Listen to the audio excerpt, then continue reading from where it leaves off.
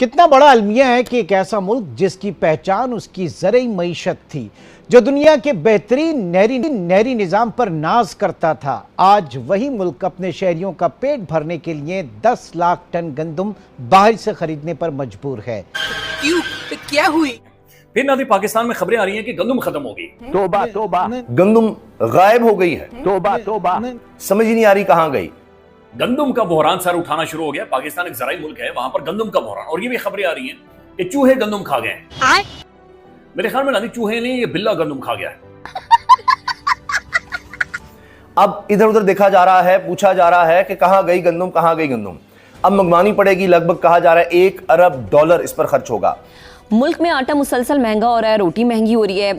जब से आंखें खोली हैं यही सुनने को मिल रहा है। यकीन करें, गरीब आदमी 2 वक्त की रोटी को तरस गया है। IMF को खुश करने के लिए, या पता नहीं किसको खुश करने के लिए, या क्या करने के लिए, ये कहा गया कि 11 कंपनियां खरीदेंगी गंदम। 11 कंपनियों में से 9 ने खरीदी नहीं। हाय, जो उनके लाडले तरीन आड़ती हैं, उन्होंने टके टोकरी गंदम ली और अब इन्हें पता ही नहीं है कि गंदम कहाँ है।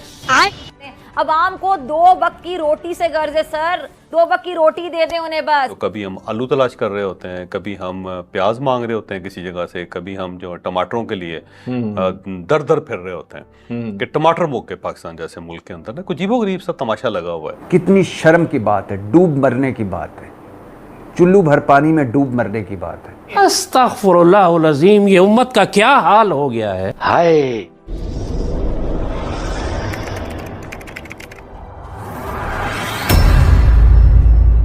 नमस्कार दोस्तों, स्वागत है आपका पाकिस्तान की बर्बादी में। जी हाँ, तो आज की बर्बादी कुछ इस तरह है कि आज एक बार फिर पाकिस्तान से एक ऐसी खबर निकलकर सामने आ रही है कि जिसे देखने के बाद आज एक बार फिर पूरा पाकिस्तान छाती पीट पीट कर रो रहा है।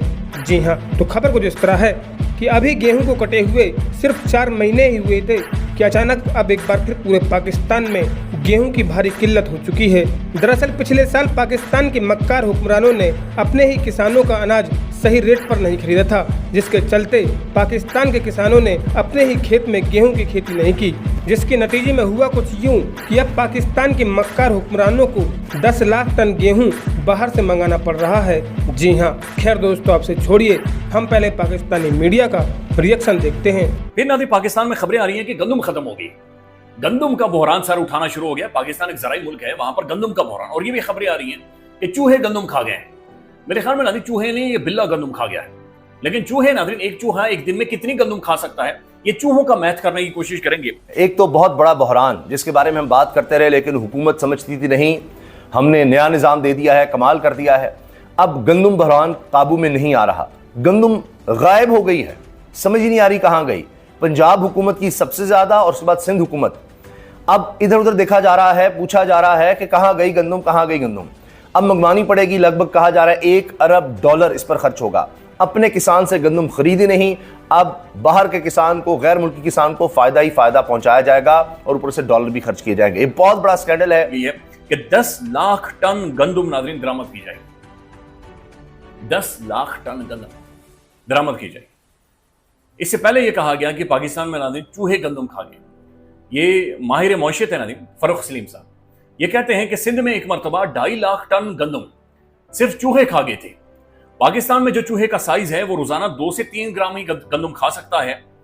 तो मैंने पूछा कि इतने गंदम खाने के लिए आपको 2 से 3 करोड़ चूहे चाहिए जो रोजाना सुबह शाम गंदम खाएं और फिर 5 सालों तक लगातार खाते रहें, तब जाकर नाज़रीन ये गंदम खत्म हो सकती है। तो गंदम का बहरान नाज़रीन सर उठाना है। यहां पर नाज़रीन आलमी मार्केट में पेट्रोल की प्राइसेस कुछ नीचे आई हैं, मेरे ख्याल में 5% नीचे आई हैं। बहरहाल आलमी मार्केट में नाज़रीन पेट्रोल की प्राइसेस नीचे आई हैं। पाकिस्तान में अभी तक प्राइस नीचे नहीं आई। ऊपर तो जा रही है प्राइस, लेकिन नाज़रीन पाकिस्तान में प्राइस नीचे नहीं है।